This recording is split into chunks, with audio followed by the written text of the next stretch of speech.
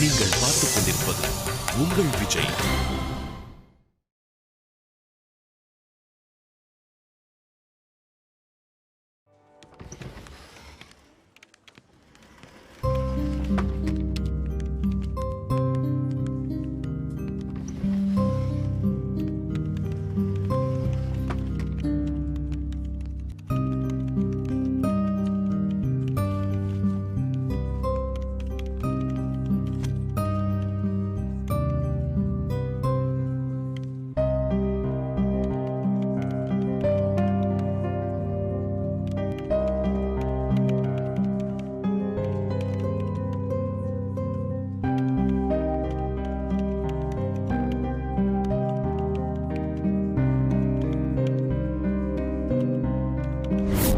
பாருங்க மது, நான் சொல்கிறேனேன்னு தப்பாக எடுத்துக்காதீங்க. பெஸ்ட் ஃப்ரெண்டாக இருந்தால் கூட பணம் கேட்டால் நேத்தி தான் மச்சான் செலவு பண்ணன்னு போய் சொல்லுவாங்க. ஆனால் உனக்கு ஒரு பிரச்சனைன்னதும் பதறி போய் தானாக வந்து உதவி பண்ணவங்கள இப்படி ஹர்ட் பண்ணுறது இட்ஸ் டூ மச் மது. என்ன மது, நான் சொல்கிறது உங்களுக்கு கொஞ்சமாவது புரியுதா இல்லையா? நல்லவங்களுக்கு உதவி பண்ணுறதுக்கு இந்த உலகத்தில் யாருமே இல்லை. ஆனால் உங்களுக்கு ஒருத்தங்க இருக்காங்க. அதை நினச்சி நீங்கள் சந்தோஷப்படுவீங்கன்னு பார்த்தா இப்படி சண்டை போட்டுட்டு இருக்கீங்க. ஆனால் ஒன்று மது, சென்னையில் நீங்கள் காலத்தை தள்ளுறது ரொம்ப கஷ்டம்.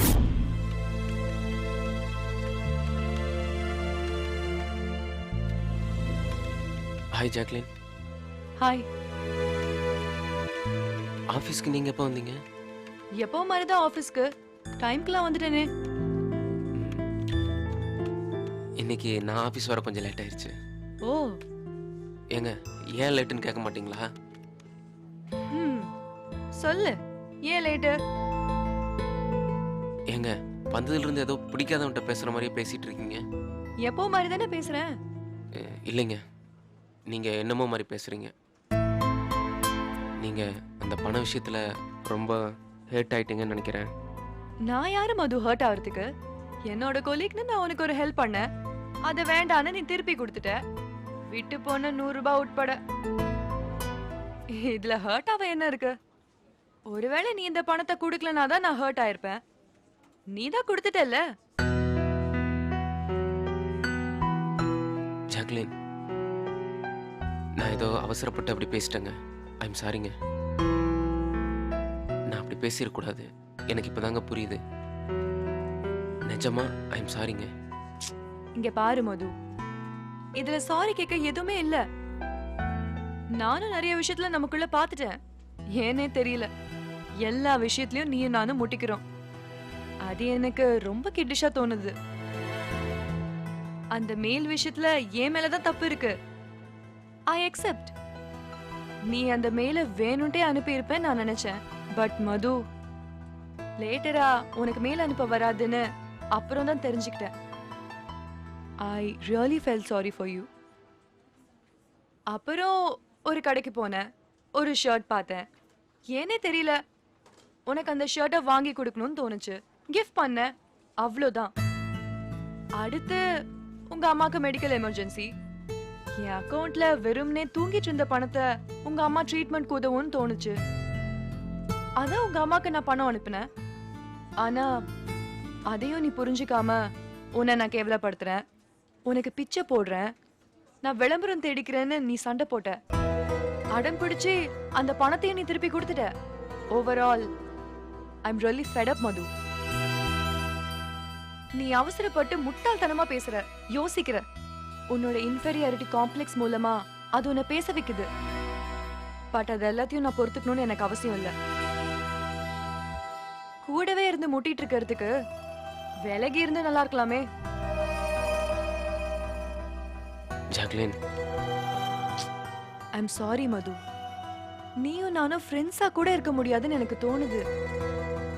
பேசிக்காவே உனக்கும் எனக்கும் செட்டே ஆகாதுன்னு தோணுது. இனி ஆகவும் ஆகாது. நீ வேற, நான் வேற. இனி நாம பேசிக்க வேண்டாம், சிரிச்சிக்க வேண்டாம், தள்ளி தள்ளியே இருப்போம். ஹாய்னா ஹாய், பாய்னா பாய். நான் நல்லா இருக்கேன், நீ நல்லா இருக்கியான்னு அந்த லிமிட் போதும்னு எனக்கு தோணுது. அதுக்கு மேல வேண்டாம். அது 2 பேருக்குமே தலைவலி. இல்ல ஜாக்லின், தப்பெல்லாம் என்னோட தான். நான் இப்ப புரிஞ்சுக்கிட்டேன். இனிமேல் நான் இப்படியெல்லாம் பண்ண மாட்டேங்க. ஃப்ரெண்ட்ஷிப்லாம் வேண்டான்னு சொல்லாதீங்க. நமக்கு கண்டிப்பாக செட் ஆகுங்க. நம்ம நல்ல ஃப்ரெண்டாக இருக்க முடியுங்க.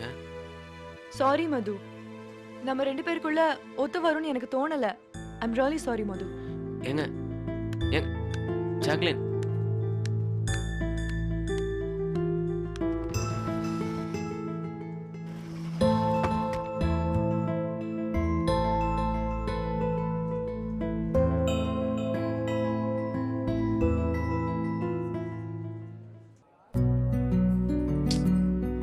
எங்க போனாங்க எல்லாரும்?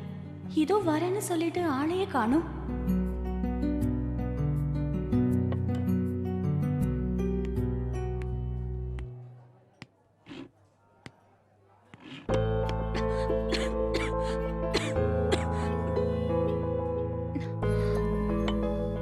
பாஸ், இப்போ நான் வந்து உங்க எதிரில வாண்டடா உட்காரல, நீங்க தான் உட்கார்ந்துருக்கீங்க. நான் தான் இங்க முதல்ல இடம் பிடிச்சேன். இல்ல, நீங்க பாஸ், இங்க உட்காரலாம், அங்க உட்காரலாம், எங்க வேணாலும் உட்காரலாம். உங்களை யாரும் கேட்க முடியாது. ஆனா நாங்க தான் உங்க எதிரில் உட்காரக்கூடாது. அப்படி உட்கார்ந்து ஃப்ரெண்ட்லியா பேசினாதான் உங்களுக்கு பிடிக்காதே அப்படின்னு நான் சொல்லல பாஸ், நீங்க தான் சொன்னீங்க. ஓ சாரி பாஸ், டைம் ஆகுதுல்ல, நீங்க சாப்பிடுங்க. நான் வேணும்னா வேற டேபிளுக்கு ஷிஃப்ட் ஆயிக்கிறேன்.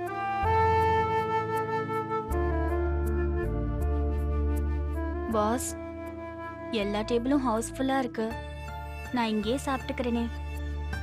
இத சத்தியமா நான் உங்க மேல அட்வான்டேஜ் எடுத்துக்கிட்டெல்லாம் கேட்கல, உட்கார இடம் இல்லாம தான் கேக்குறேன். Pass please. பாஸ், இந்த சைலன்ஸ நான் சமாதானம் எடுத்துக்கட்டுமா?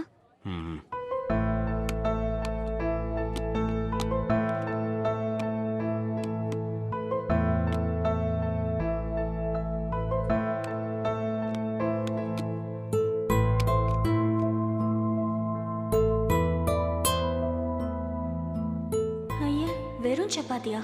தொட்டுக்க கூட ஒண்ணும் இல்ல, எப்படி சாப்பிடுவாரு?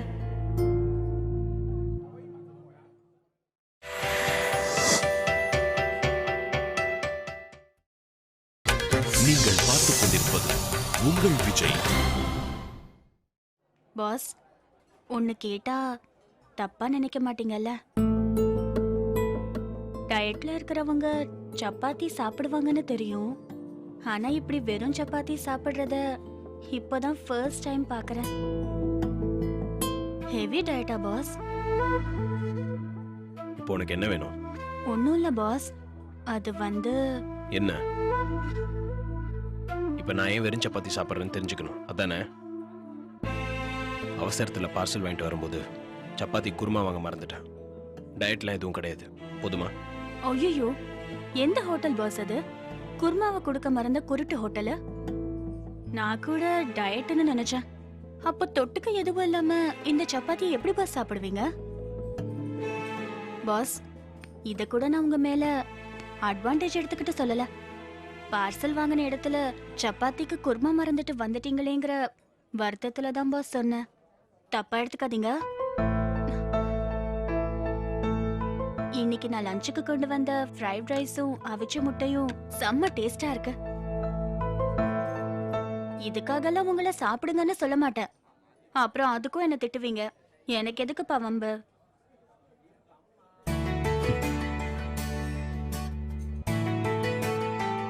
பாஸ், பாஸ், இப்போ இப்போ புதுசா ஒரு ரியாக்ஷன் கொடுத்தீங்களே, அது திரும்பவும் கொடுங்க. ஐயோ பாஸ், நீங்க சிரிக்கிறீங்களா? என்னால நம்பவே முடியல. நீங்க சிரிச்சீங்கன்னு சொன்னா நம்ம டீம்ல ஒருத்தங்க கூட நம்ப மாட்டாங்க. பாஸ், பாஸ் ப்ளீஸ் எனக்காக ஒரே வாட்டி சிரிங்களேன், அத நான் போட்டோ எடுத்துக்கிறேன். Boss please boss. உனக்கு இப்போ என்ன பிரச்சனை? எதுக்கு இப்படிலாம் பண்ற? வந்தமா வேலையை பார்த்தமா போனமான்னு இருக்கணும். அதை விட்டு ஏன் இப்படி கோமாளித்தனம்லாம் பண்ணிட்டு இருக்க? இது ஒன்றும் காலேஜ் இல்லை, வந்த ஒரு வாரத்திலே ஃப்ரெண்ட்ஸ் ஆகிறதுக்கு. இது ஆஃபீஸ். நீ பார்க்குற வேலையில் எவ்வளோ பர்ஃபெக்டாக இருக்க, எப்படி பெர்ஃபார்ம் பண்ணுறதை வச்சு தான் அந்த ஃப்ரெண்ட்ஷிப் அமையும். அதனால இப்படி தொணன்னு பேசுறதை ஸ்டாப் பண்ணிட்டு உன் ஒர்க்கில் சின்சியராரு. ஓகே?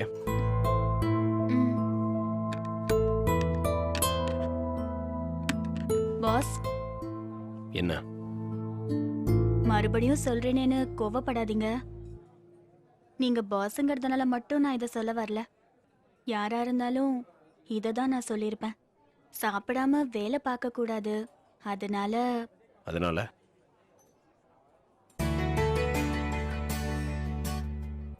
அந்த சப்பாத்தியை வச்சிருங்க, இந்த ஃப்ரைட் ரைஸை சாப்பிடுங்க ப்ளீஸ். பாஸ், நான் கூட இருந்தா தானே பார்க்குறவங்க ஷேர் பண்ணுறதா நினைப்பாங்க.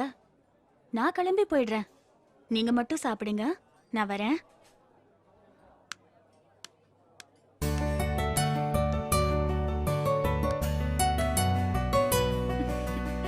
எஸ்.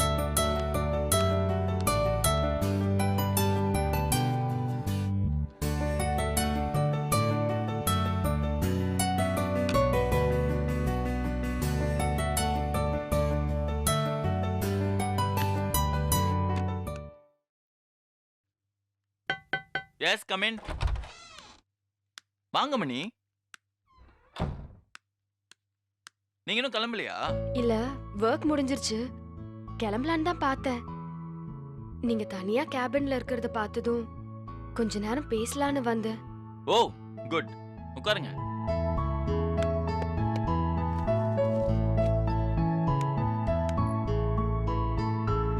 மணி, ஆல்மோஸ்ட் நம்ம ஆஃபீஸ்ல எல்லாரும் கிளம்பியிருப்பாங்க. நீயும் நான் மட்டும் தனியா இருக்கோம். ஒரு பொண்ணு தனியா சிக்கனா இந்த விஷ்ணு என்ன பண்ணுவான் தெரியும்ல? காஃபி சொல்லட்டுமா விஷ்ணு? பாருடா, பயப்படாம அசால்ட் பண்ற. எதுக்கு பயப்படணும்? ம். என்ன பார்த்தால எதுக்குடா வம்புன்னு முங்கு நீச்சல் போட்டு ஓடுவீங்க. இப்ப நான் தனியா இருக்கேன்னு தெரிஞ்சும் என் முன்னாடி உட்காந்து பேசுறீங்களே, அதான் எனக்கு ஆச்சரியமா இருக்கு. என்ன ஏதாவது பேசணுமா? பர்சனலா பேசுறதுக்கு எதுவும் இல்ல, அபிஷியலா ஒரு விஷயம் பேசலான்னு தான் வந்தேன். ம். ஐயோ, கோடி ரூபாய் கொடுத்தாலும் 6 மணிக்கு மேல அபிஷியலா விஷ்ணு எதுவுமே பேச மாட்டான். அதே கோடி ரூபாய் கொடுத்தாலும் 6 மணிக்கு மேல இந்த மணி மேகல எதுவும் பர்சனலா பேச மாட்டான். என்ன விஷயம் சொல்லுங்க. அது அந்த போலீஸ் கேஸ நீங்க கிராக் பண்ணன்னு சொன்னீங்கல்ல, ம். அது எனக்கு ரொம்ப பிடிச்சிருந்தது. அப்படியா? ம். நீங்க கிராக் பண்ண விதத்துல ஒரு சின்ன இன்டெலிஜென்ஸ் தெரிஞ்சது. பாருடா. விஷ்ணுனா இப்படிதானே ஒரு இமேஜ் இருக்கும்ல, அத உடைக்கிற மாதிரி இருந்தது. ம். சரி, விஷ்ணுனா எப்படி? விஷ்ணுனா சிரிச்சிட்டே இருக்கிற கோமாளியா? லைட்டா. பரவாயில்லையே, உங்களுக்கு கூட நல்ல காமெடிலாம் வருது மணி. பேச்ச மாத்தாதீங்க விஷ்ணு, விஷயத்துக்கு வாங்க. எப்படி வந்தது இந்த அறிவாளித்தனம்? நான் அறிவாளி சொன்னா ஒத்துக்கவே மாட்டேன். கிரிமினலா பிறந்து கிரிமினலா வளர்ந்து கிரிமினலா வாழ்ற ஒருத்தன் கிரிமினல் கேஸ் எல்லாம் கிராக் பண்றதுலாம் ஒரு பெரிய விஷயமே இல்லையே. அவனுக்கு தெரிஞ்சதை அவன் பண்றான். இதுல என்ன அறிவாளித்தனம் இருக்கு? சரி, எங்க படிச்சீங்க? நம்ம நாட்டுல தான். என்ன படிச்சீங்க? வாழ்க்கைன்ற பாடத்தை தான். சுமார் எத்தனை பொண்ணுங்களை இப்படியே பேசி கவுத்திருப்பீங்க. ம், ம், ம். என்ன தேடுறீங்க? இல்ல, மணிமேகலன் ஒரு மானஸ்தி 6 மணிக்கு மேல 1 கோடி ரூபாய் கொடுத்தாலும் பர்சனலா எதுவுமே பேச மாட்டேன்னு சொன்னாங்க. அவங்கள காணோம், அத தேடிட்டு இருக்கேன். இதுக்கு பேர் தாங்க கடலை போடுறது. என்ன சிரிப்பு? இல்ல, ஆரம்பத்துல நான் கூட உங்களை பத்தி என்னென்னமோ நினைச்சேன். ஆனா பரவாயில்ல, நீங்க கொஞ்சம் நல்லவர்தான். ஐயோ, சத்தியமா இல்லங்க. என்னை பத்தி இப்படிலாம் தப்பாலாம் நினைக்காதீங்க. ஹே கம் ஆன் விஷ்ணு, ஏன் உங்களோட இமேஜ நீங்களே டேமேஜ் பண்ணிக்கிறீங்க? நீங்க நல்லவர்தான், ஐ நோ. நெவர் நெவர், நான் கெட்டவன் தான். 1 நம்பர் ஃப்ராடு, அதுவும் ஃப்ளர்ட். சான்ஸே இல்ல, அதெல்லாம் ஒத்துக்கவே முடியாது. சரி, எதை வச்சு நான் நல்லவன் சொல்றீங்க? அத சொல்லுங்க முதல்ல. இல்ல, நான் தனியா இருக்கும்போது என்ன அப்படி இப்படி ஃப்ளர்ட் பண்ணுவீங்கன்னு தான் எக்ஸ்பெக்ட் பண்ணேன். ஆனா அந்த மாதிரி நீங்க எதுவுமே பண்ணல. அப்ப நீங்க நல்லவர் தானே? ஐயோ, எக்ஸ்பெக்ட் பண்ணீங்களா? நான் தான் அதை தெரியாம கோட்டை விட்டனா? ஆம். ம்.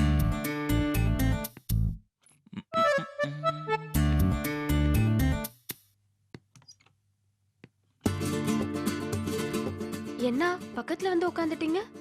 ம். பயம் வருதா? பயம் வர அளவுக்கு என்ன பண்ணிட்டீங்க? ஓ அப்படியா? உன்ன மாதிரி ஒரு அழகான பொண்ணு இந்த விஷ்ணு மாதிரி ஒரு பயங்கரமான பையனோட தனியா உட்கார்ந்துட்டு இருந்தா பட்டுன்னு கைய புடிச்சிருவான். இப்ப என்ன பண்ணுவ? ஏய், பயம் வரலையா உனக்கு? ஏன் வரணும்? டாக்டர் கைய பிடிக்கிறாரு, ஜாதகம் பாக்குறவர் கைய பிடிக்கிறாரு, ஏன் மெஹந்தி போடுறவரும் கைய பிடிக்கிறாரு. அப்பெல்லாம் வராத பயம் இப்ப மட்டும் ஏன் வரணும்? ஹலோ, சும்மாலாம் சமாளிக்க கூடாது. பயம் வருதா இல்லையா? ஏய், இப்ப சிரிக்கிறா? இல்ல, பயம் வந்தாதான் கைய பிடிப்பாங்க. நீங்க கைய பிடிச்சுக்கிட்டு பயமா இருக்கான்னு கேக்குறீங்க, அதான் சிரிச்சேன். இவ சாதாரண மணியே இல்ல, ஆலய மணி.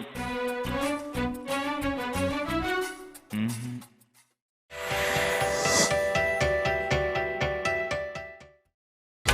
நீங்கள் பார்த்துக் கொண்டிருப்பது உங்கள் விஜய்.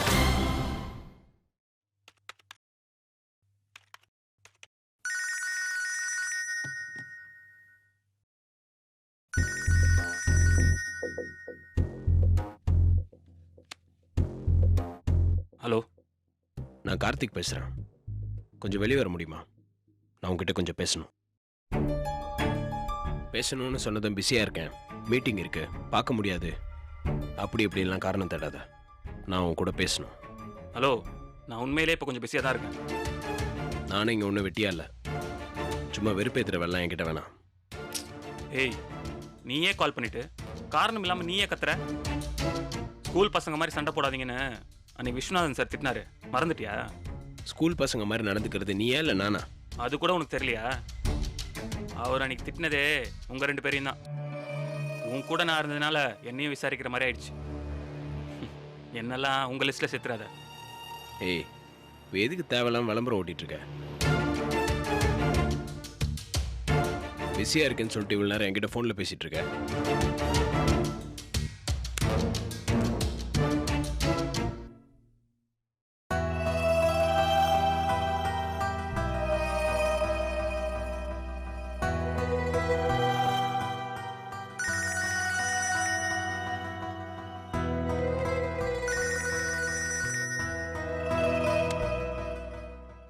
என்ன திமிரா உனக்கு?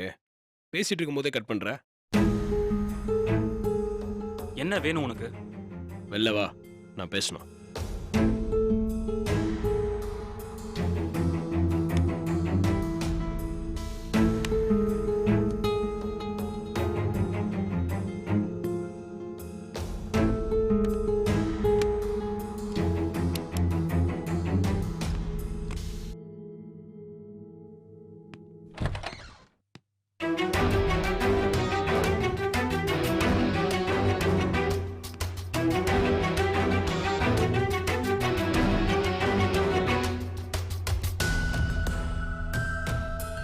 என்ன?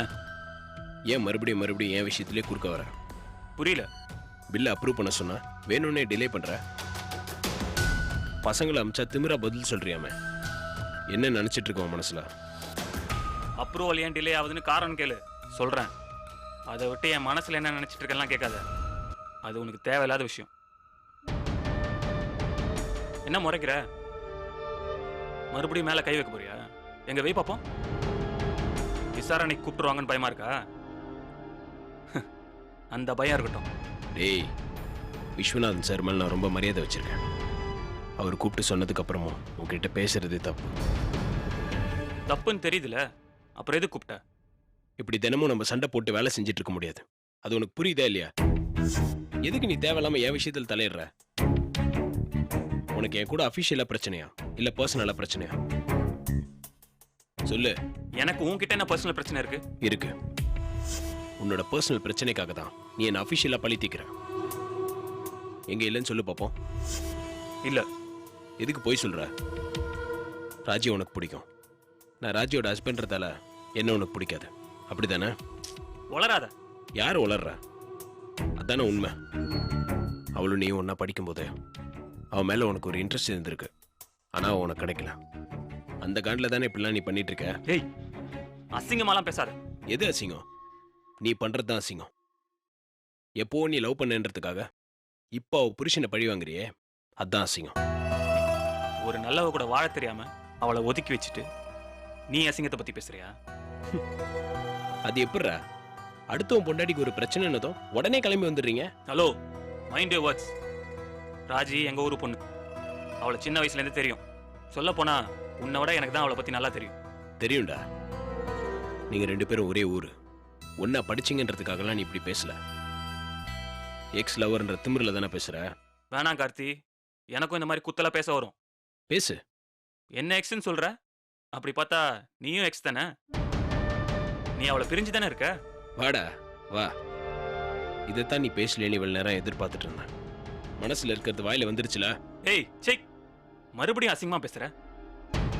ராஜியை நீ எந்த அளவுக்கு லவ் பண்ணிருக்கலாம் எனக்கு தெரியாது. ஆனா நான் உயிருக்கு உயிரா லவ் பண்ணேன். லவ் பண்ண பொண்ணு கஷ்டப்படுறத பார்த்தா ஒரு வலி வரும்ல, அந்த வழியில தான் உன் விஷயத்துல நான் அப்படி நடந்துக்கிறேனே தவிர மற்றபடி நீ நினைக்கிற மாதிரிலாம் எதுவும் இல்லை. ராஜி மாதிரி ஒருத்தைய மிஸ் பண்ணிட்ட. இந்த உலகத்துல உன்ன மாதிரி ஒரு முட்டாள் இருக்கவே முடியாது. இப்ப நீ அவளை தொலைச்சிட்ட, அப்புறம் அவ எப்பவுமே உனக்கு கிடைக்க மாட்டான். அதை மறந்துடாது. டேய், இந்த வெட்டி அட்வைஸ்லாம் இழிச்சவன் எவனாவது உட்காந்துருப்பான். அவன்கிட்ட போய் சொல்லு, கேட்டுப்பான். நான் உன்னை வர சொன்னது என் விஷயத்துல மறுபடியும் உரசாதன்னு சொல்றதுக்காக தான். இனிமே என் பிரச்சனையை நீ அஃபிஷியலா மட்டும் பாரு. பர்சனலா பார்த்த அப்புறம் நான் உன்னை வேற மாதிரி பார்க்க வேண்டியிருக்கும்.